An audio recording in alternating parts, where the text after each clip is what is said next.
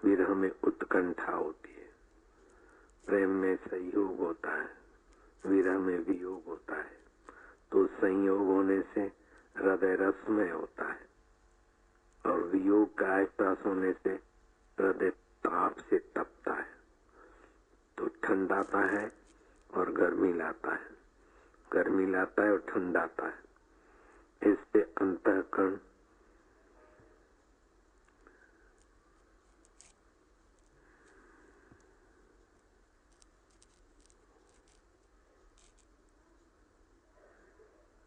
का कुछ चिन्मयकरण हो जाता है। जैसे शराबी की नजरिया, जुआरी की नजरिया, व्यापारी की नजरिया, कसाई की नजरिया, आंखें तो वही की वही है, लेकिन नजरिया बदल जाती है। कसाई कहेगा कि इस बकरे में 15 किलो माल है, व्यापारी कहेगा कि 950 से 1000 की है, चमार बोलेगा कि ये 3-3.5 फुट माल है, बरवाड़ बोलेगा कि 1 से 1.5 लीटर देगी। बकरी वही की वही, नजरिया बदल जाता है। ऐसी आंख वही की वही, प्रेमी की नजरिया कहेगा न चमड़ा है न दूध है न कुछ, एक चैतन्य की सत्ता है जो घास में से दूध बना लेती है, आंखों को पोषण देती है। मेरे परमात्मा की लीला है, आकृतियां बदलती है फिर भी जो नहीं बदलता, तो प्रेमी की प्रेम नजरिया होती है, भगवत नजरिया होती है। तो उससे क्या होता है कि अंतःकरण चिन्मय होने लगता है, मन का कायाकल्प होने लगता है, तन और मन के परमाणु पवित्र होने लगते हैं। यही कारण है कि जहाँ महापुरुष रहते हैं वो जगह तीर्थ हो जाती है, क्योंकि भगवत प्रेम, भगवत ज्ञान, भगवत विरह, भगवत विश्रांति उनके अंतःकरण को, शरीर को चिन्मय बना देती है। तो जहाँ संत रहते हैं या जहाँ संत की दृष्टि पड़ी, माहौल बदल जाता है। तो भगवत संयोग की भावना आती है। कभी भगवान के वियोग का विरह आता है तो संयोग की भावना में रस आता है, विरह की भावना में ताप आता है। तो रस और ताप, रस और ताप ऐसे अंतःकरण को चिन्मय बोल कर देते हैं। रक्त के कणों को और नजरिया को चिन्मय बना देते हैं। इसी चिन्मय तत्व को कहते हैं ब्रह्मज्ञानी की दृष्टि अमृतवर्षी हो। भगवताकार वृत्ति, भगवताकार ज्ञान, भगवताकार निष्ठा जिनकी हो गई, उनकी आंखों से भी चिन्मय परमाणु आते हैं। इसीलिए बोलते हैं कबीरा दर्शन संत के साहिब आवे याद, लेखे में वो ही घड़ी बाकी के दिन बाद। 1000 वर्ष की तपस्या तो क्या, 60,000 वर्ष की तपस्या वो सुख नहीं देती जो भगवत प्रेमी संतों के चरणों में रहने से मिलता है। हिरण्याकश्यपु ने 60,000 वर्ष तपस्या की, सोने की हिरणपुर बनाई। रावण ने 60,000 वर्ष तपस्या से सोने की लंका बनाई, लेकिन सुखी होने के लिए नाच गाने की जरूरत पड़ी, सुंदरियों की जरूरत पड़ी। तो जो बाहर की चीजों को पाकर बड़ा बनता है, सुखी बनता है, उसको बोलते संसारी। तो उसका सुख सरकता रहता है, उसका जीवन सरकता रहता है। वो संसारी व्यक्ति स्वयं भी बेचारे दुखी होते और थपेड़े खाते, और उनके सहयोगी पत्नी हो, पुत्र हो, पिता हो, वो भी दुख के थपेड़े खा खा के मर जाते। वो प्रचार करने वाले का अपना मति गति होती है। बाबा फरीद मुसलमान होते हुए भी हिंदुओं के रीत रिवाज की महिमा जानते थे, तो कीर्तन आदि करते करवाते।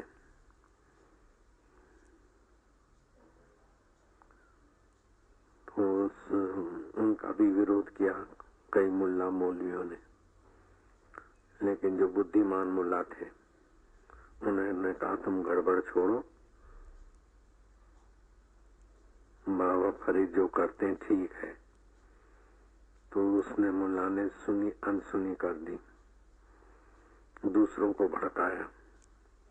भड़कने वाले उनके नजीक आए, उनको देखे तो ये तो उनकी नजर में बड़ी शांति मिलती है। भड़कने वाले तो शांत हो गए, लेकिन भड़काने वाला भड़काते भड़काते इतना अशांत हुआ कि पागल हो गया। संत का निंदक महा हत्यारा। तो स्वस्थ रहना और कुदरती जीवन जीना, सूर्य की किरणों का स्नान कई रोगों को दूर भगाता है।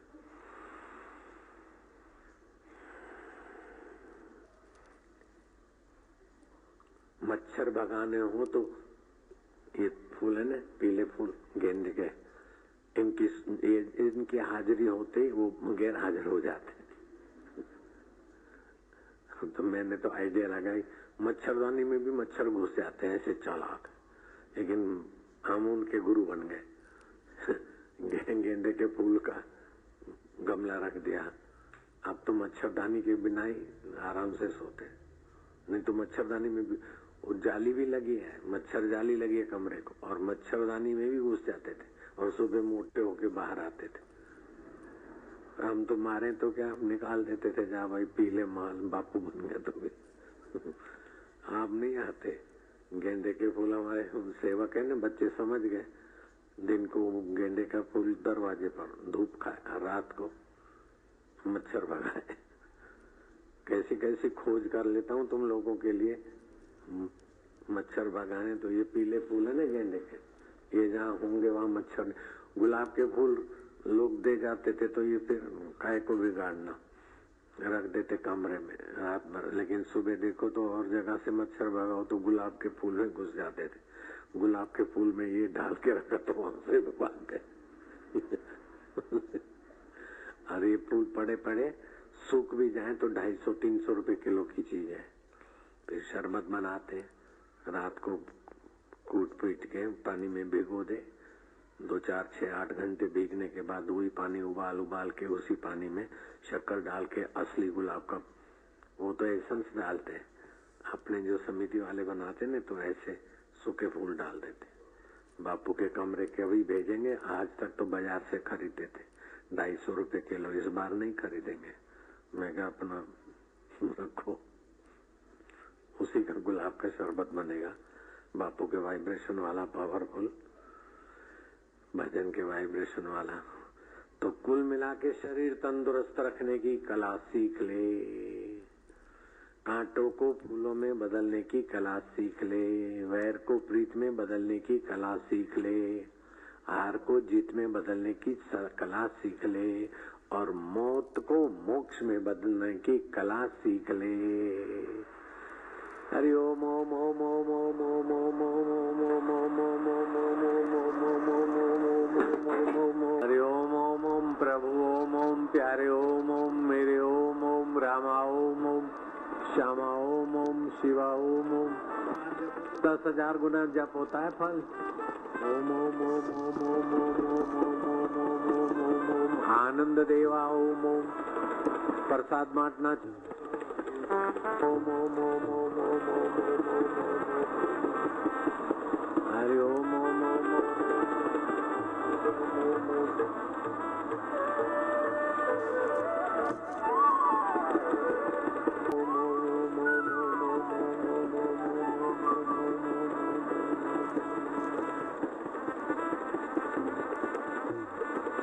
हरि ओम ओम ओम प्रभु जी ओम ओम प्यारे जी ओम ओम मेरे जी ओम ओम दाता जी ओम ओम ओम ओम ओम ओम ओम ओम ओम।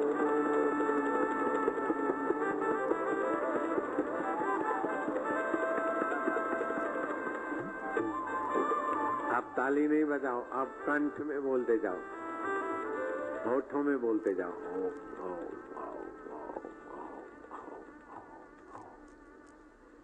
ओमकार मंत्र,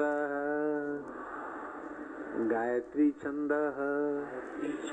परमात्मा ऋषि, अंतर्यामी देवता, अंतर्यामी प्रीति अर्थे, प्रभु प्राप्ति अर्थे, जपे विनियोग।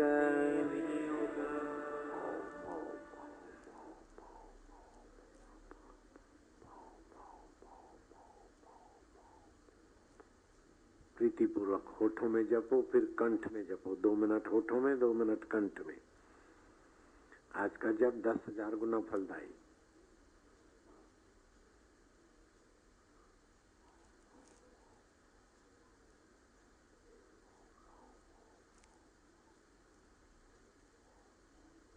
प्रसाद मिले तो ऐसे बैल के नाई मुंह में फाकना मूर्खता है। मिले तो थोड़ी देर जप करके फिर जरा जरा लेके चुस्की लेके खाना, उसका रस बनाना, ऐसा फाकना नहीं। जो लोग ऐसे फाकते हैं उनको प्रसाद का महत्व का पता नहीं। चुस्की लेके खाना जरा जरा, जितना चिड़िया उठा के खाती।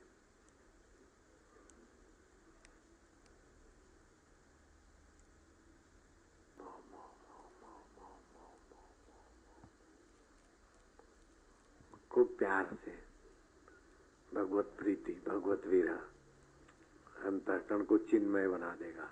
श्यामा नाम की वैश्या थी, उसकी बेटी कानू बात्रा जितनी खूबसूरत थी उतना खूब सत्संग सुनकर महान बन गई। राजा उसको अपनी भोग्या बनाना चाहते थे। भगवान के सामने खड़ी हो गई, शरीर चिन्मय भगवान में समा गई।